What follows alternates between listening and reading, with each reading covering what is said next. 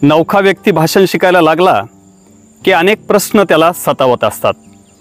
त्यामध्ये मी स्टेजवर गेल्याच्या नंतर मला भाषण द्यायला येणार तर नाही, जर मी भाषण द्यायला लागलो तर मला लोक हसणार तर नाही, स्टेजवरून भाषण देत असताना माझं भाषण चुकणार तर नाही, मला लोकांची भीती वाटणार तर नाही। म्हणजे असे अनेक प्रश्नांच्या ढोसण्या त्याच्या मनाला कायम लागत असतात। आणि याच प्रश्नांचा सोक्षमोक्ष लावण्यासाठी आणि नवीन भाषण शिकणाऱ्यांसाठी काही उपयुक्त टिप्स आजच्या व्हिडिओमध्ये आम्ही घेऊन आलेलो आहोत। या जर टिप्स तुम्ही जर काटेकोरपणे याचं पालन केलं तर तुम्ही कमी वेळेमध्ये भाषण शिकल्याशिवाय राहणार नाहीत। तर नमस्कार बांधवांनो, मी आहे आम्ही घडवतो सभा गाजवणारा वक्ता या भाषण प्रशिक्षण कार्यशाळेचा प्रशिक्षक बाळासाहेब मस्के आणि आपण पाहतात भाषण रंग। बांधवांनो, नवीन भाषण शिकणाऱ्यांनी या 3 घटना कायम आपल्या डोक्यामध्ये ठेवल्या पाहिजेत। या जगामध्ये कोणतीच गोष्ट सहजासहजी मिळत नाही, त्यासाठी प्रचंड कष्ट करावे लागतात आणि कष्टाच्या अंती आपल्याला त्या कष्टाचं फळ मिळाल्याशिवाय राहत नाही। म्हणजेच ही घटना आहे फ्रान्समधील एका खेडेगावातील मुलगा कायद्याचं उच्च शिक्षण घेण्यासाठी शहरामध्ये जातो आणि शहरामधल्या त्या कॉलेजमध्ये ॲडमिशन घेतो आणि दररोज त्या कॉलेजमध्ये कायद्याचं शिक्षण घ्यायला जातो। आणि मग काही दिवस उलटल्याच्या नंतर त्याचे वडील त्याची भेट घ्यायला शहरामध्ये जातात आणि भेट घेतल्याच्या नंतर आपल्या मुलांची ते हुशारी पाहून, त्याचं कौशल्य पाहून वडील भारावून जातात आणि त्याच वेळेला मुलाला म्हणतात की तुझ्याकडं बोलण्याचं खूप सुंदर कौशल्य आहे, तो जर हे कौशल्य विकसित केलं तर तुला समाजामध्ये चांगला मानसन्मान मिळेल। आणि मग हे कौशल्य विकसित करण्यासाठी तू काय कर, चांगले पुस्तकं वाच आणि हा केलेला अभ्यास शेतामध्ये डोंगरदऱ्यामध्ये जाऊन याचा सराव कर। वडिलांनी ही सांगितलेली युक्ती त्याला प्रचंड आवडते आणि मग हा मुलगा वाचन करायला लागतो, वाचलेल्याच्या नोट्स काढायला लागतो आणि डोंगरामध्ये जाऊन शेतामध्ये जाऊन त्याचा सरावही करायला लागतो। आणि त्याच वेळेला तो हा सराव करत असताना एका कोबीच्या शेतामध्ये गेला आणि त्या कोबीला फुटलेले जे मोठमोठाले गोळे आहेत त्या गोळ्यांना माणसाचे मुंडके समजले आणि त्या मुंडक्याच्या समोर हा भाषण द्यायला चालू केलं। आणि मग बऱ्याच दिवस हा सराव केल्याच्या नंतर तो त्याच्याच कॉलेजमध्ये जातो आणि प्रिन्सिपलला म्हणतो की सर, मी खूप सुंदर पद्धतीचं स्पीच देतो आणि या स्पीचसाठी मला जर तुम्ही कॉलेजमध्ये संधी उपलब्ध करून दिली तर नक्कीच मी या साऱ्या विद्यार्थ्यांसाठी प्रेरणादायी भाषण देईल। आणि त्या प्रिन्सिपलला ही घटना आवडते आणि मग ते एक तारीख ठरवतात। साऱ्या आजूबाजूचे त्यांचे पाहुणे रावळे गेस्ट त्या कार्यक्रमासाठी बोलवलेही जातात। ठरल्या दिवशी कार्यक्रमही सुरू होतो, सभागृह गच्च भरलेलं राहतं आणि छोट्या मोठ्या भाषणाच्या नंतर या विद्यार्थ्यांच्या मुख्य भाषणासाठी त्याला मंचावरती पाचारण केलं जातं। आणि हा विद्यार्थी तयारी करून जेव्हा हा मंचावरती येतो आणि जेव्हा ते खचाखच भरलेलं सभागृह पाहतो तर त्यावेळेस त्याचा ऊर दडपला जातो, छातीमध्ये दबाव यायला लागतो आणि आता काय बोलू, आता कसं बोलू, हा विचार त्याच्या मनामध्ये घोळायला लागतो। आणि त्याच वेळेला हा त्याच्या भाषणाची सुरुवात करतो आणि सुरुवात केल्याच्या नंतर 2-3 मिनिटाच्या नंतर याचं सारं डोकं हँग होऊन जातं आणि भाषण मात्र पूर्णतः विसरून जातो। आणि त्याच वेळेला 3 मिनिटामध्ये भाषण संपल्याच्या नंतर हा तिथं सभागृहाला उद्देशून आणि त्या प्रिन्सिपलला उद्देशून म्हणायला लागतो की शेतामध्ये जाऊन गोबीच्या त्या गोळ्यांना माणसाचे डोके समजून बोलणं सोपं आहे, परंतु माणसांच्या डोक्यांना कोबीचे गोळे समजून बोलणं अत्यंत कठीण आहे। यामधून एवढंच सांगायचं आहे की आपण जेव्हा नवीन भाषण शिकत असतो तर त्यावेळेस एकाएकी मोठा घास घेऊन चालत नाही, तर यासाठी आपली नजर मारण्यासाठी, आपली भीती दबण्यासाठी आपण या छोट्या मोठ्या कार्यक्रमामध्ये बोललंच पाहिजे।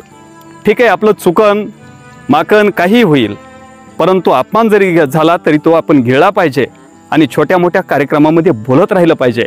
मग यानं आपली भीती मरते, नजरही मरते आणि गर्दीसमोर बोलण्याचं धाडस आपल्यामध्ये येऊन जातं। यासाठी ही जी फ्रान्सच्या मुलाची ही जी घटना आहे ही आपण लक्षामध्ये ठेवली पाहिजे, कारण नवीन भाषण शिकणाऱ्यांसाठी या गोष्टी अत्यंत आवश्यक आहेत। यामधील दुसरी घटना आहे मायकल फिलिप्सची। या फिलिप्सनं ऑलिम्पिक स्पर्धेमध्ये एकाच वेळेला 8 गोल्ड मेडल जिंकले होते आणि मग त्याच्या सन्मानामध्ये आंतरराष्ट्रीय मीडियानं त्याचा इंटरव्ह्यू घ्यायचं ठरवलं होतं आणि सारा मीडिया जमलेला असताना एका लेडी पत्रकारनं त्या मायकल फिलिप्सला विचारलं की तुम्ही किती सौभाग्यशाली आहात की तुम्ही एकाच वेळी 8 पदकं जिंकलेले आहेत. तर त्याच वेळेस मायकल फिलिप्सनं त्या महिला लेडीला मंचावरती बोलवलं आणि तिला सांगायला लागला की तुम्हीच आता विचार करा की हे तुम्ही म्हणता हे सौभाग्य आहे, परंतु हे पदकं तुम्हीच सांगा की ऑलिम्पिक हे किती वर्षानंतर येतं. तर त्यावेळेस ती महिला सांगायला लागली की ती 4 वर्षानंतर येतं. आणि मग हा सांगायला लागला की 4 वर्षामध्ये मी प्रत्येक दिवशी 8 घंटे पाण्यामध्ये सराव केला आणि एवढा सराव केल्याच्या नंतर या ठिकाणी मी 8 पदकं जिंकू शकलो. म्हणजे एवढ्या वर्षामध्ये सराव करत असताना हे 8 घंटे आणि 365 4 वर्षाच्या अशा पद्धतीने जर गुणवलं तर याचे 12,000 तास होत आहेत. म्हणजे तुम्ही जर अशाच पद्धतीनं जर माझ्यासारखी जर तयारी केली तर हे सौभाग्याने नाहीत कष्टानं मिळतं. आणि तुम्ही सुद्धा या ठिकाणी या गोल्ड मेडलचे मानकरी म्हणून इथे याल आणि मुलाखत घ्यायला मी असेल आणि तुम्ही मात्र आम्हाला तो इंटरव्ह्यू देणारे असाल. म्हणजे आजच्या घडीला असं झालेलं आहे की लोकांना फक्त फळांची अपेक्षा आहे, परंतु ते फळ मिळवण्यासाठी जी मेहनत घ्यायची आहे या मेहनतीच्या बाबतीमध्ये मग लोकांना नको वाटतं. परंतु कष्ट केल्याशिवाय या जगामध्ये काहीही साध्य होत नाही. त्यामुळं माणसानं कोणती गोष्ट मिळवण्यासाठी छोटे मोठे कष्ट करत राहिलं पाहिजे आणि त्या कष्टाच्या शेवटी मात्र आपल्याला यश मिळण्याशिवाय राहत नाही. ही घटना नवीन भाषण शिकणाऱ्यांनी आपल्या मस्तकामध्ये फिट्ट करून ठेवली पाहिजे. यानंतरची तिसरी घटना आहे पाब्लो पिकासोची. पाब्लो पिकासो हे जगातील सर्वात ख्यातनाम हे चित्रकार होते. त्यांची एक पेंटिंग $1 मिलियन विकली जात होती. आणि जेव्हा एक मुलगी त्यांच्याकडनं एक पेंटिंग बनवून घेते आणि त्याच वेळेस पाब्लो पिकासो तिला म्हणतात की ही पेंटिंग $मिलियन्स आहे. तिला ते खोटं वाटतं. जेव्हा ती बाजारामध्ये जाते तर त्यावेळेस त्या पेंटिंगला $1 मिलियन घेण्यासाठी तो दुकानदार तयार होतो. आणि मग ती पाब्लो पिकासोकडे येते आणि त्यांना म्हणते की तुम्ही मला अशा पद्धतीची पेंटिंग बनवायचं शिकवा, मीही अशा पेंटिंग बनवून तुमच्यासारखंच नाव कमेल. तर त्यावेळेस पाब्लो पिकासो म्हणले की नक्कीच मी तुला ही पेंटिंग शिकवेल, परंतु ही पेंटिंग शिकण्यासाठी तुला तुझ्या आयुष्यातील 30 वर्ष मला द्यावे लागतील. म्हणजे तूप खाल्ल्याने रूप येतं का? तर अजिबात नाही. कोणतीही गोष्ट मिळवण्याच्या अगोदर याच्या पाठीशी थोडेसे कष्ट घेणं आहे. तसंच मग आपण आपलं भाषण कौशल्य विकसित करत असताना, आपण नवीन भाषण शिकत असताना या गोष्टी काटेकोरपणे पाळणं गरजेचं आहे. आणि जेव्हा आपण या गोष्टी पाळू त्यावेळेस मंचावरील एक धगधगता आणि सभा गाजवणारा वक्ता म्हणून आपण नक्कीच समोर आल्याशिवाय राहणार नाही. नवीन भाषण शिकणाऱ्यांनी फक्त 2च गोष्टी लक्षामध्ये ठेवल्या पाहिजेत. त्यामधील पहिली गोष्ट आहे की स्टेजवर वावरण्याची माहिती आणि दुसरी गोष्ट आहे आपल्या विषयाची दर्जेदार माहिती. या जर 2 गोष्टी आपण जर पक्क्या डोक्यामध्ये ठेवल्या तर या 2 गोष्टीवर आपण एकदम प्रभावी वक्ता म्हणून लोकांसमोर येऊ शकतो. आता यामधली पहिली गोष्ट आहे की स्टेजवर वावरण्याची माहिती. म्हणजे स्टेजवर गेल्याच्या नंतर आता बरेच वक्ते करतात, बरेच वक्ते लोक दुसऱ्याच्या कानाला लागतात, परंतु कानाला तिथं लागायचं नाही. तिथं बसतानाही पायावर पाय ठेवून व्यवस्थित बसलं पाहिजे आणि त्याचसोबत विनाकारण कुणासोबत त्या जागेवर मान झुकून संवादही नाही केला पाहिजे. लोकांकडं कायम भेदक नजरेनं पाहितलं पाहिजे. आणि ज्यावेळेस आपलं नाव उच्चारलं जाईल त्यावेळेस बोलण्यासाठी आपण उठत असताना एकदम रुबाबदार आणि दमदार पावलं टाकत आपण त्या डायस जवळ गेलं पाहिजे. आणि तिथं जात असताना विनाकारण त्या माईकवर फुंकर मारायची नाही. तर बाकीचे बोललेले आहेत, माईक चालू आहे हे आपल्याला तर कन्फर्म माहीत आहे, त्यामुळे आपण आपल्या बोलण्याला एकदम रुबाबदार पद्धतीने सुरुवात करायची. म्हणजे स्टेजवर वावरण्याची ही जी माहिती आहे, ही माहिती जर आपण स्टेजची आचारसंहिता जर समजून घेतली तर ही आचारसंहिता आपल्याला चांगला वक्ता बनण्यामध्ये मदत करते. त्यामुळे स्टेजवर कसं वावरायचं हेही आपण माहिती करून घेतलं पाहिजे. विषयाची दर्जेदार माहिती कशी गोळा करायची याबद्दलच्या आपण 10 टिप्स आपण पाहणार आहोत. या 10 टिप्स आपल्याला प्रभावी वक्ता बनवायला नक्कीच मदत करतील. त्यामधील पहिली टिप्स आहे की ती म्हणजे भाषणाची तयारी. म्हणजे आपण जो विषय बोलण्यासाठी निवडलेला आहे त्या विषयाच्या अंगाने आपण माहिती गोळा करणे, त्याबद्दलच्या ज्या काही घटना आहेत, त्याबद्दलच्या काही आकडेवारी आहेत, या साऱ्याची साऱ्या एकत्र करणे आणि त्या एकत्र करून त्याची व्यवस्थित पतवार मांडणी करणे आणि या मांडणी या विषयाची तयारी करणे. तुम्ही जर विषयाची तयारी केली तर आपल्या बोलण्यामध्ये नक्की सहजता येते, सुलभता येते आणि आपलं भाषण हे धाराप्रवाही आणि प्रभावी नक्कीच होऊन जातं. यामधील दुसरी टिप्स आहे, स्पष्ट आणि एकदम साधं सुटसुटीत सुलभ भाषण करा. बरेच जण बोलत असताना एकदम क्लिष्ट शब्दाचा वापर करतात. असे शब्द श्रोत्यांना समजायला अवघड जाते.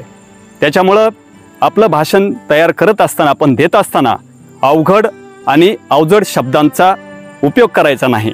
एकदम साधे, सुटसुटीत आणि श्रोत्यांना कळेल अशा शब्दांचा जर आपण वापर केला तर आपल्यालाही बोलायला सोपं जातं आणि श्रोत्यालाही ते भाषण आकलन करून घ्यायला एकदम सोपं जातं. त्यामुळं ही दुसरी ट्रिक्स आपण एकदम पक्की ध्यानात ठेवली पाहिजे. यामधील तिसरी ट्रिक आहे की भाषणाची व्यवस्थित रचना करा. म्हणजे भाषणाची सुरुवात, भाषणाचा मध्य, भाषणामध्ये वापरायचे मुद्दे आणि भाषणाचा प्रभावी शेवट.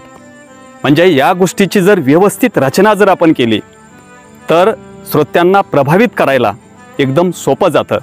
त्याच्यामुळं तिसरी जी ट्रिक्स आहे, या ट्रिक्समध्ये तुम्ही तुमच्या भाषणाची व्यवस्थित रचना करा, म्हणजे तुमचं भाषण हे उठावदार होईल.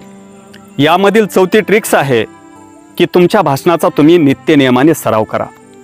म्हणजे जर आपण सराव करत राहिलो तर आपली जी जीभ आहे ती पातळ होऊन जाते. बऱ्याच वेळेला मुद्दे विसरण्याचा जो काही घोळ आहे तोही घोळ बाजूला निघून जातो आणि आपल्या बोलण्यामध्ये जास्तीत जास्त धाराप्रवाहीपणा येऊन जातो आणि आपले उच्चार, आपले विचार हे स्पष्ट स्वरूपामध्ये लोकांपर्यंत पोहोचतात. त्याच्यामुळं आपण आपलं जे भाषण आहे त्या भाषणाची व्यवस्थित आपण सराव केला पाहिजे आणि सरावानंच माणसाला परिपूर्णता येते. त्यामुळं यामधली चौथी ट्रिक्स आहे की आपण मजबूतीनं आणि नित्यनियमानं सराव केला पाहिजे. यामधील पाचवी ट्रिक्स आहे की आपण श्रोत्यांच्या नजरेत नजर घालून बोललं पाहिजे. आपण भाषण देत असताना जर आपण खाली वाचून बोलायला लागलो तर आपल्या बोलण्याचा प्रभाव हा लोकांवरती पडत नाही. त्यामुळं आपण आपला भाषण देत असताना लोकांच्या नजरेत नजर घालून बोला. म्हणजे लोकांना वाटतं की हे जो वक्ता आहे हा आपल्याकडं बोलतो आहे, आपल्याशी संवाद साधतो आहे आणि नजरेत नजर घालून बोलण्याने लोकांवरती आपली छाप पडते. त्यामुळं ही जी पाचवी ट्रिक्स आहे की आपण नजरेत नजर घालून बोललं पाहिजे. यामधील सहावी ट्रिक्स आहे की आपल्या आवाजावर नियंत्रण ठेवा. बऱ्याच जण भाषण देत असताना एकदम घाईघाईने बोलतात, बरेच जण एकदम हळू आवाजामध्ये बोलतात, बरेच जण एकदम मोठ्या आवाजामध्ये बोलतात. परंतु आपल्या बोलण्यामध्ये एक सहजता असली पाहिजे. आपल्या बोलण्यात असे चढ उतार असले पाहिजेत. समुद्राच्या लाटासारखं आपलं बोलणं हे एकदम उठावदार असलं पाहिजे. आणि जेव्हा आपण आपल्या बोलण्यामध्ये चढ उतार घेऊ, आपल्या आवाजाचा योग्य वापर करू, त्यावेळेला आपलं भाषण हे एकदम श्रोत्यांनाच्या कानाला गोडवा देणारं होईल. त्याच्यामुळं ही जी सहावी ट्रिक्स आहे की आपल्या आवाजाचा योग्य वापर करा. यामधील सातवी ट्रिक्स आहे की भाषण देताना कोणताच ताण डोक्यावरती आणू नका. आपण भाषण देत असताना बऱ्याच वेळेला आपण घरच्या काही गोष्टी आणतो, कधी व्यवहाराच्या आणतो, कधी गर्दीच्या आणतो. म्हणजे अशा जर गोष्टी आपण आपल्या डोक्यामध्ये आणला तर विनाकारण आपल्यामध्ये प्रेशर यायला लागतं आणि आपला विषय हा डिस्टर्ब होऊन जातो. त्याच्यामुळं तिथं ज्यावेळेस तुम्ही भाषण द्यायला जाल तर त्यावेळेस या आजूबाजूच्या कोणत्याच गोष्टीचा कसलाच ताण घ्यायचा नाही. आपण पद्धतशीरपणे उभा राहायचं आणि बोलायला सुरू करायचं. त्यामुळे यामधली जी सातवी ट्रिक्स आहे ती आहे की कोणत्याच गोष्टीचा कसलाही ताण घ्यायचा नाही. यामधील आठवी ट्रिक्स आहे की शक्य झाल्यास विनोदाचा वापर करा. म्हणजे आपण जर आपल्या भाषणामध्ये विनोदाचा वापर केला तर श्रोतेही खळखळून हसतात आणि आपल्यालाही आपलं भाषण हलकं फुलकं झाल्यासारखं वाटतं. म्हणजे भाषण देत असताना हास्याचा जर फवारे उडले तर आपलं भाषण हे एकदम लोकांच्या आवडीचं होऊन जातं. त्याच्यामुळं आपण बोलत असताना विनोदाचा वापर केला पाहिजे. ही यामधली ही एक ट्रिक्स आहे. यामधील नवी ट्रिक्स आहे की श्रोत्यांचा प्रकार ओळखा. म्हणजे आपण कोणत्या लेवलच्या श्रोत्यामध्ये भाषण द्यायला जात आहोत. आपण विद्यार्थ्यामध्ये जात आहोत, आपण कॉलेजच्या युवकामध्ये जात आहोत, आपण महिलामध्ये जात आहोत, आपण प्रौढामध्ये जात आहोत, आपण राजकीय सभेमध्ये जात आहोत. म्हणजे कोणत्या जागेवर आपण भाषण द्यायला जात आहोत तिथला श्रोता कशा प्रकारचा आहे आणि त्या श्रोत्यांना इमॅजिन करून त्या श्रोत्यांचा प्रकार लक्षात घेऊन आपण आपल्या भाषणाची तयारी आणि रचना केली पाहिजे. म्हणजे यामधील जो 9वा ट्रिक्स आहे ती आहे की श्रोत्यांचा प्रकार ओळखा आणि यामधील 10वी ट्रिक्स आहे की आपल्या जवळच्या माणसाकडून आपल्या भाषणाच्या प्रतिक्रिया घ्या. म्हणजे आपण भाषण दिल्याच्या नंतर आपल्या जवळच्या माणसाला आपण विचारलं पाहिजे की नेमकं आपलं भाषण कोणत्या पद्धतीनं झालं, त्यामध्ये कमी काय होतं, त्यामध्ये जास्त काय होतं, त्यामध्ये चुकीचं काय होतं, त्यामध्ये आणखीन काय बदल केले पाहिजेत, त्यामध्ये एकदम राईट अँगलनी बराबरीचं काय होतं. म्हणजे हे जर आपण त्यांच्याकडून जर प्रतिक्रिया घेतल्या, त्यांचा जर फीडबॅक घेतला, तर आपलं भाषण हे एकदम उठावदार होतं. त्यामुळं नवीन माणसानं भाषण शिकत असताना या जर 10 गोष्टीचा जर काटेकोरपणे पालन केलं, याचा जर अभ्यास केला, तर तुम्ही नक्कीच सभा गाजवणारा वक्ता म्हणून पुढे आल्याशिवाय राहणार नाहीत. त्यामुळं तुम्ही या साऱ्या गोष्टींचा फीडबॅक घ्या, तुम्ही या गोष्टी स्वतः अंगीकारा आणि एक सभा गाजवणारा वक्ता व्हा. तर मित्रांनो, तुम्हाला ही दिलेली माहिती कशी वाटली ही कमेंट करून सांगा. तुम्हाला हा जर व्हिडिओ आवडला असेल तर एक लाईक नक्की करा आणि असेच व्हिडिओ मिळवण्यासाठी या चॅनलला सबस्क्राईब करा. तर पुन्हा भेटूया नवीन दिवशी नवीन विषय घेऊन. तोपर्यंत जय हिंद, जय भारत, जय महाराष्ट्र.